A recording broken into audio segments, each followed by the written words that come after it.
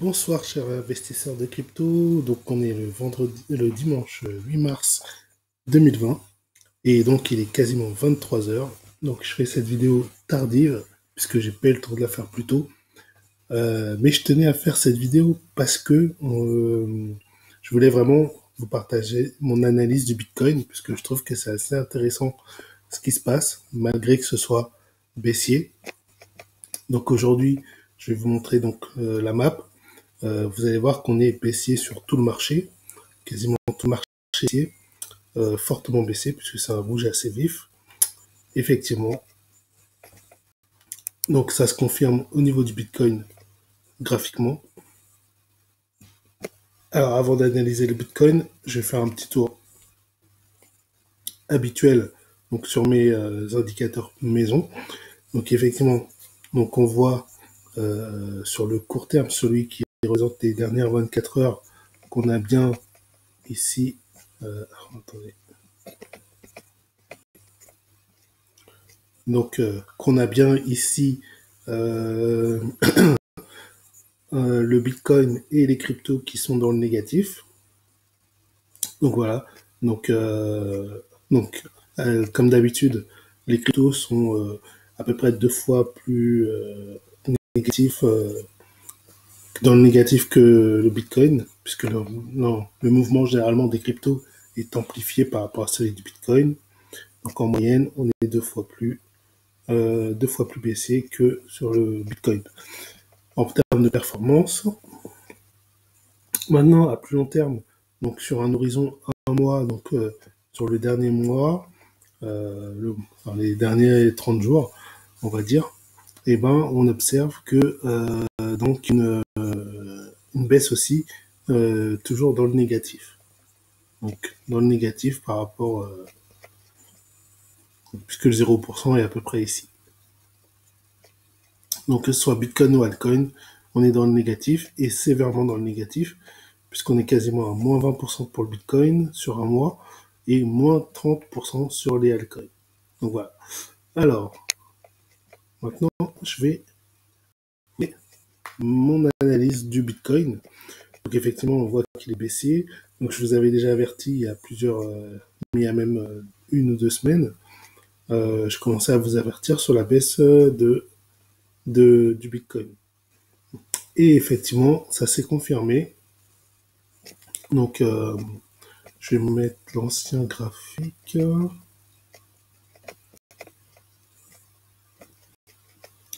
Voilà, donc anciennement, ça c'était mon graphique.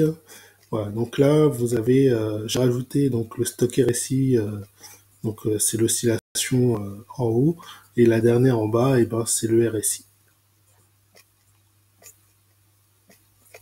Donc, ce qu'on peut voir, donc on a eu un franchissement de la moyenne mobile 25, on est bien descendu depuis, on a eu un repli, pardon, un rebond, et là on est en train de percer cette ancienne enfin pas résistance, cet ancien support, pardon, qui avait servi pour le rebond. Donc c'était celui aussi qui avait servi le 25 janvier. Donc on a fait un rebond dessus, puis on est venu le casser. Alors effectivement, moi je vous avais dit que depuis un bon moment, j'étais baissier. Et même quand il y avait eu le rebond, je disais, c'est bizarre parce que, en fait, quand je regardais mon, mon graphique maison, mon Adistopix maison, je voyais bien que le Bitcoin et les altcoins étaient en dessous, mais dans le négatif. Donc je disais, tant qu'on est dans le négatif, sur l'horizon 1 mois, et moi je... Alors, mon graphique est pas bon. Je viens de voir que qu'ici, c'est pas à l'échelle. Mais bon, ça change pas grand chose, on est dans le négatif. Même si je mets à l'échelle, le seul truc c'est qu'on voit mieux. Donc là on voit bien qu'on est aussi dans le négatif. Donc je vous disais donc déjà il y a plusieurs jours que on était dans le négatif. Donc moi ça me faisait penser que ça allait continuer à baisser. et qu'on attendait effectivement que ça repasse positif pour effectivement pouvoir tenter de se remettre dans le Bitcoin. Mais que tant qu'on ne serait pas dans le positif, il vaudrait mieux rester en dehors du Bitcoin et surtout en dehors des crypto-monnaies. Donc voilà, donc ça s'est confirmé malgré le rebond. Donc on a fini par rebaisser. Alors autre chose, il n'y avait pas que cet indicateur-là qui me donnait donc cette information. On avait donc le stock RSI et le RSI qui donnent aussi ces infos, puisque si vous regardez, on est passé sous le niveau 80. Donc alors c'était à peu près, non c'était pas ça, c'était pas cette information-là que j'avais vue. Non, c'était sur le RSI, pardon. On est passé sous les 60 à peu près le 15-16 février. Donc ça, c'était déjà un premier signal de repli. Ensuite, on a eu un deuxième signal de repli, vraiment plus fort. Donc en fait, oui, si on avait le 15-16 février, effectivement, on avait ce signal. Donc on avait le 15 sur le RSI. Sur le stock RSI, on le voyait à partir du 17. Donc il s'est confirmé plutôt ici, là, au niveau, le 17. Et donc on a eu aussi une reconfirmation que j'ai vue sur le stock RSI, donc qui s'est faite le 25, pardon, c'est pas sur le stock RSI, c'est sur le RSI, le 26 février. Le 26 février, on a eu encore une confirmation de la baisse, 25-26 février.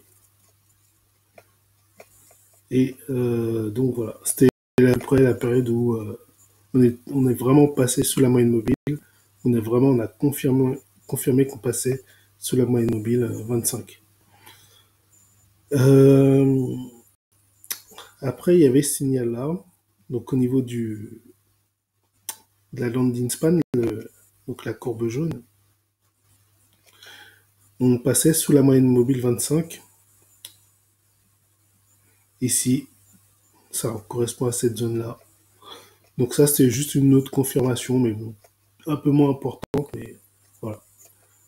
Et là, ici, si on finit par franchir, si les deux, vous voyez, si les deux courbes jaunes se croisent, ça pourrait effectivement partir vraiment très bas. Ça pourrait vraiment continuer encore à baisser. Maintenant, je vais me mettre en Bollinger. Je vais mettre sur un signal de Bollinger. Donc, je vais mettre la pause. Voilà, donc là, j'ai mis le signal de Bollinger. Donc là, j'ai agrandi un peu. Voilà, donc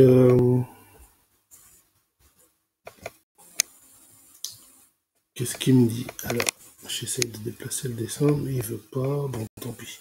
On va faire sans. Oui, alors le signal de Bollinger, donc lui, en fait, tant qu'il collait à la supérieure, on était aussi. Quand il y a eu un petit décrochage, par exemple en janvier, on a commencé à baisser. Donc quand il était plus collé à la courbe, et bien effectivement, c'était parti un peu en repli. On a eu un rebond. Donc là, après, c'est le rebond qui nous intéresse, puisqu'on est monté. Bon, on a eu un léger décrochage, mais pas très important. On a repris tout de suite. On a collé un peu à la courbe. Et là, donc on avait un signal sur le RSI. Sur le RSI, on avait un signal de vente. Donc celui tout en bas. Croisement du niveau 60. Signal de vente. En tout cas, signal de coupure des positions acheteuses. Donc à ce moment-là, si on était sur le Bitcoin, il fallait donc, pour ceux qui sont plus investissement que trading, il fallait simplement sortir du Bitcoin, se mettre en monnaie fiat ou en stablecoin.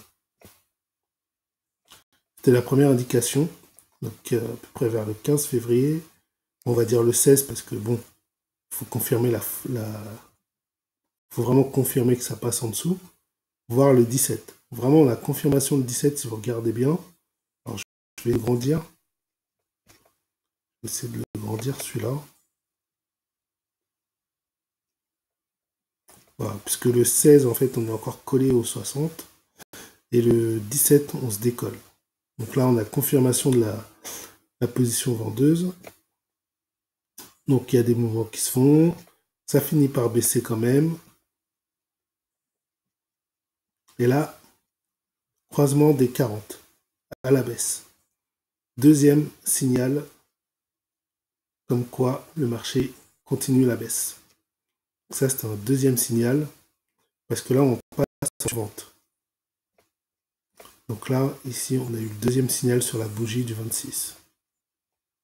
Enfin, vraiment validé, en fait. Bon, je dis 26 puisque là, graphiquement, après les coups, ça se voit comme ça.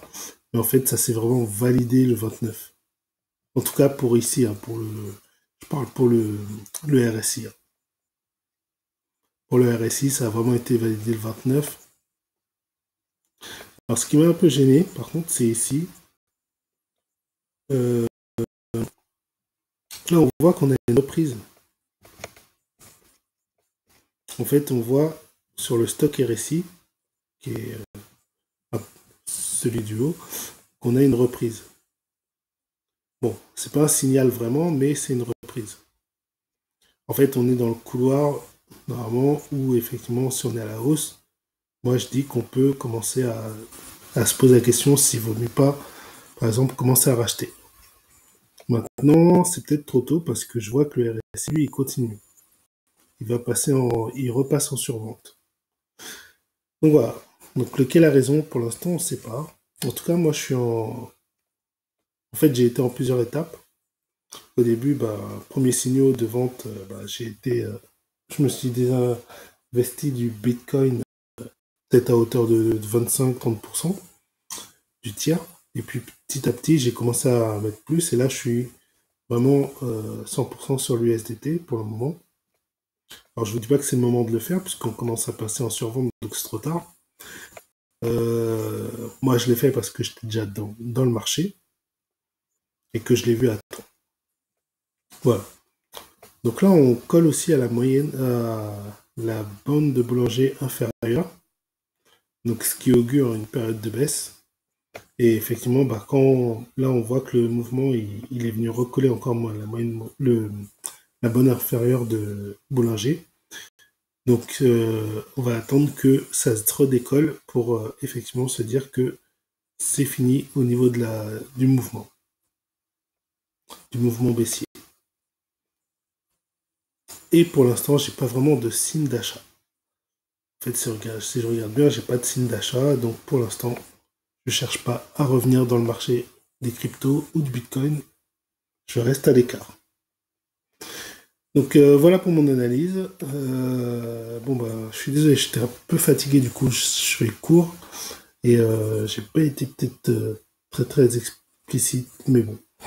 Voilà. C'était vraiment pour vous partager, je voulais vous partager mon analyse par rapport à tout ça. Allez, j'arrête la vidéo ici. Merci de m'avoir écouté. À une prochaine vidéo dans la semaine. Ciao.